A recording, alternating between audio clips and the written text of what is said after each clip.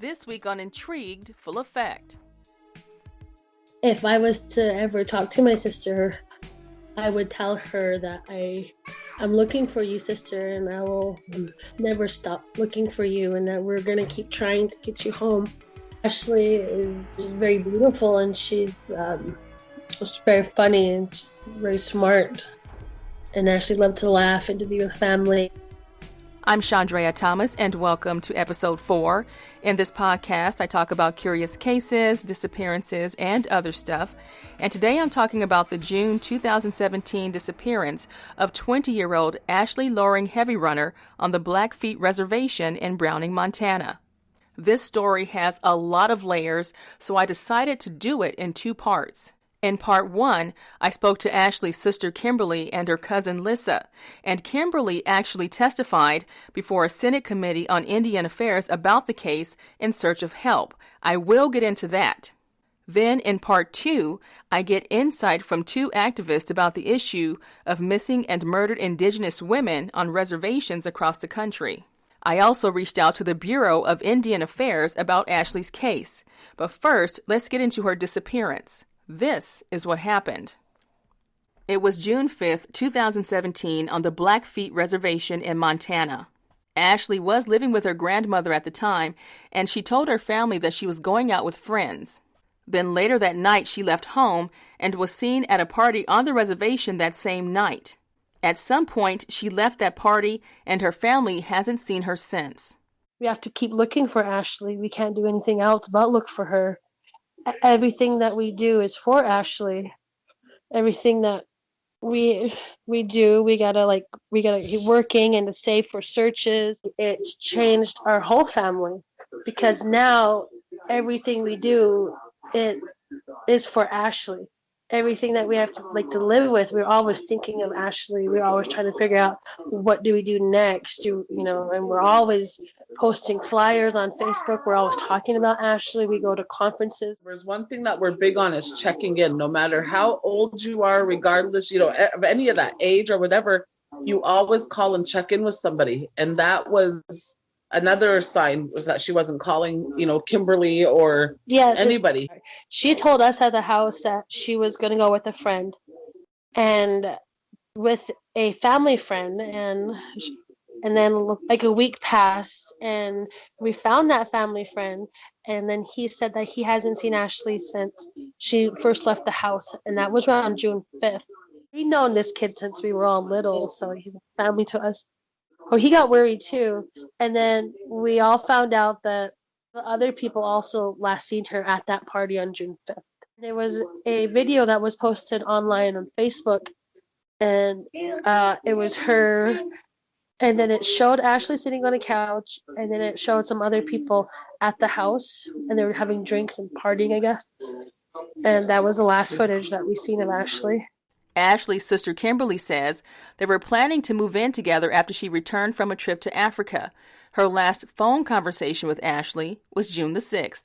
Ashley also called and desperately asked her friends for a ride home on the reservation on June the 7th. But they never connected because Ashley never responded to returned text messages. Then on June 8th, she made her last Facebook post. Another interesting fact is that the family says they were told by investigators that Ashley's last known sighting was June the 12th. To be honest with you, it's a nightmare because you can't stop thinking of Ashley, and then if you think of Ashley, it's going to make you worry, and it's going to make you have anxiety because you don't know if she's hurting, you don't know if she needs you, and you need to go now, but you have nowhere to go. It's a nightmare. I do not wish this on anybody. When we're out doing things, her name always comes up because she's basically been our whole lives for 18 months. And then, like Kimberly said, when you think of her, you get anxiety, and then you start thinking of your kids. Like, what happened to our family, to Ashley, what can happen again, or, you just get all these scary thoughts, and it's a horrible feeling. The family has conducted over 100 searches on the reservation in the last 18 months. They didn't find Ashley, but they did follow up on a tip. On July 28th of 2017, they found a sweater with brown spots on it that belonged to Ashley. We actually found this gray sweater that people were saying that Ashley was last seen in, and we so we found it, and then the eyewitness stated that that was Ashley's sweater that she was wearing, that exact same one. But we found that sweater through a tip, and we found it through a tip, and it was buried in a trash dump. Did the police ping her phone to find out, track where she was and all of that? They said that. I was told by one officer that it's hard to ping on the reservation because there's only 2 towers.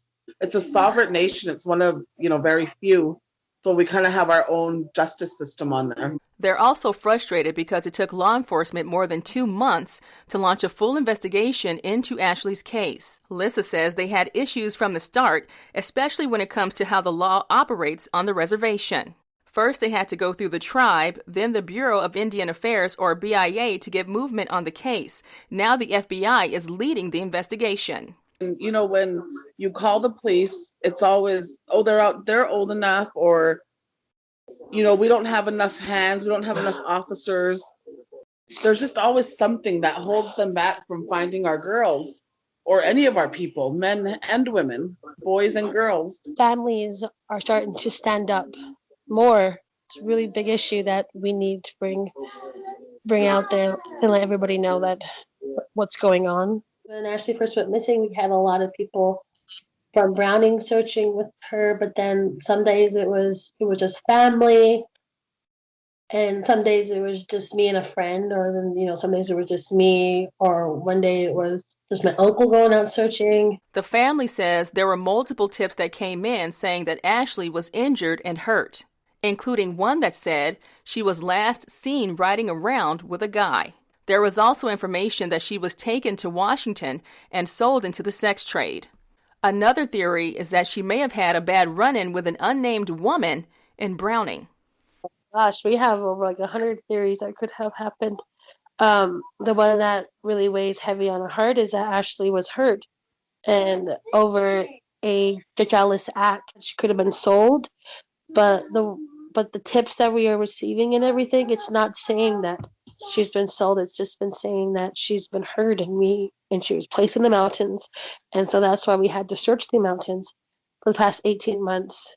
Her very first tip was Ashley was running away from a vehicle on the highway, and when we spoke with that man that was supposed to be in that tip, he stated that he dropped Ashley off on top of that mountain where we were searching, where she was supposed to be running on the road. He said, we parked at this place. So yes, she was at that time on that road with that man in that tip. On December 12, 2018, Kimberly testified before the Senate Committee on Indian Affairs about Ashley's case and the silent crisis of missing and murdered Indigenous women. Kimberly also talked about how upsetting it was to find out how the sweater evidence they turned in was mishandled. The senators also spoke with the head of FBI and the head of BIA, as well as what else? Department of Justice. Yeah, as well as the Department of Justice, and they asked them what is going on and why are they not being reported, or why are they not? Why aren't you guys acting on them? What is taking so long for you guys to act on them, basically? Exactly. We feel like we're not doing enough, even though we talked to Congress, we brought Ashley's name up so high to get help.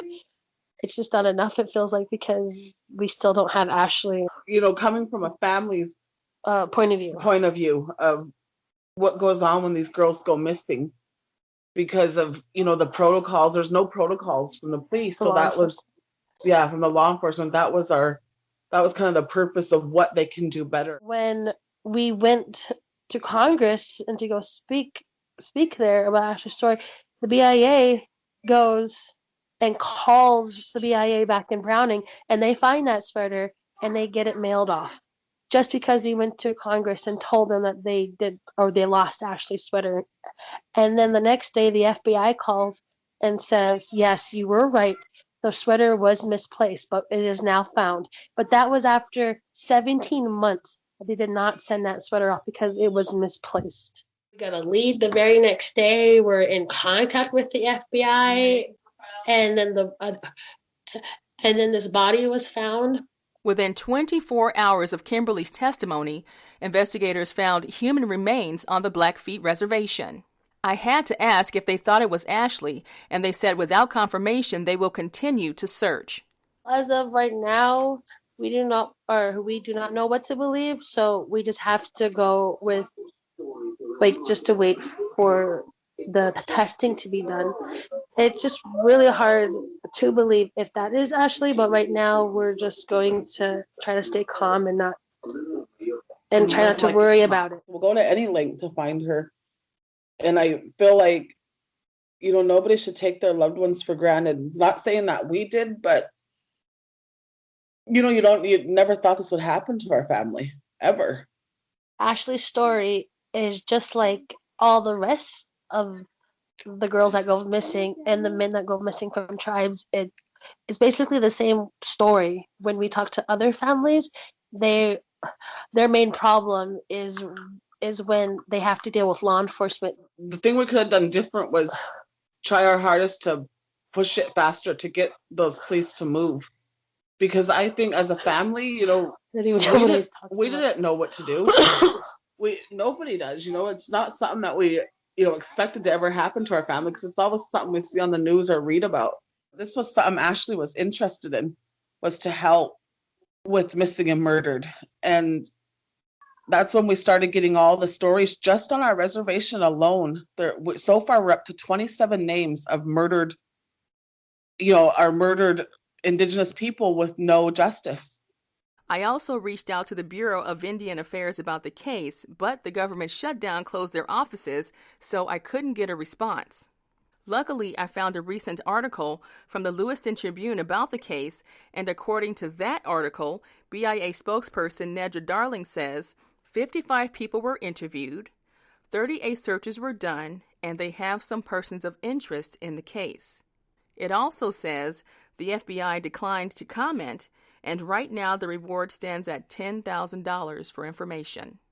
When it's all said and done, the Loring family wants to keep Ashley's name in the spotlight, not only to find her, but to raise awareness about a troubling situation that has continued to plague the reservation for generations. We have to bring awareness to the crisis, because if it's not the families, if we don't give up, maybe one day we can bring all of our loved ones home. Any chance we get, it's like we all became each other's shoulders. Yes. Whenever somebody goes missing, the families just contact the families, because we know that feeling. And we can give each other tips on what to do. Like, I did this when my loved one went missing. I did this, to help each other out. Ashley is very beautiful, and she's very funny, and she's very smart. And Ashley loved to laugh and to be with family. You have to keep being strong. You have to keep that hope when everything seems like it's going wrong. And you just got to keep being strong. If I was to ever talk to my sister, I would tell her that I'm looking for you, sister, and I will never stop looking for you, and that we're going to keep trying to get you home. Before I give my final thoughts on this episode, I wanted to share some of what Kimberly said to the Senate committee during her testimony. It says, in part, I am asking you to recognize that Indigenous women matter, and the way our missing and murdered women cases are handled needs to be corrected. We are going missing. We are being murdered. We are not being taken seriously. I am here to stress to you, we are important, and we are loved, and we are missed. We will no longer be the invisible people in the United States of America. We have worth. My final thoughts about this case are, first, I had no idea about the major issues that were happening on the reservation regarding the murders and the missing persons cases. I had no clue about these things. That was really shocking to me. I'm also wondering about the alleged cover-up the family mentioned to me about the investigation in the case and why they felt that way. I don't think Ashley just took off on her own, because Kimberly told me that Ashley didn't have any money.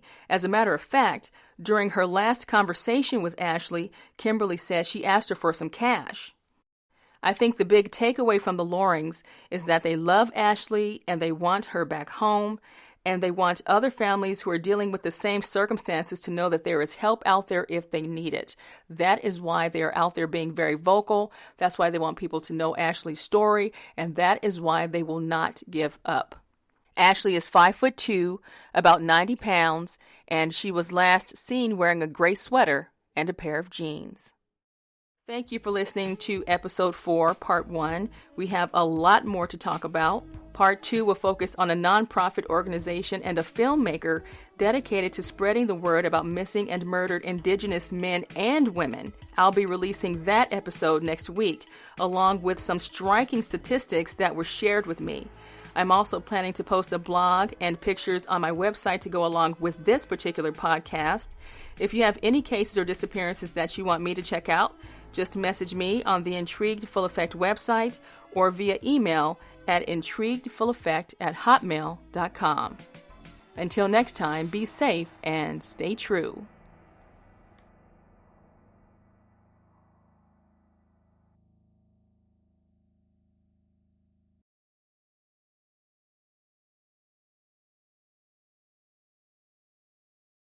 The views, information, or opinions expressed during the Intrigued Full Effect, Curious Cases, Disappearances, and Other Stuff podcast are solely those of the individuals involved and do not necessarily represent those of the host. The primary purpose of this podcast is to educate and inform. The host of this podcast assumes no liability or responsibility for any activities in connections with opinions shared in the podcast. The podcast and blog associated with it shall not be used in any legal capacity or as a basis for expert testimony. No guarantee is given regarding the accuracy of any statements or opinions made on the podcast or blog. This podcast uses copyrighted materials that were fully authorized by the owner. Music by Pond 5.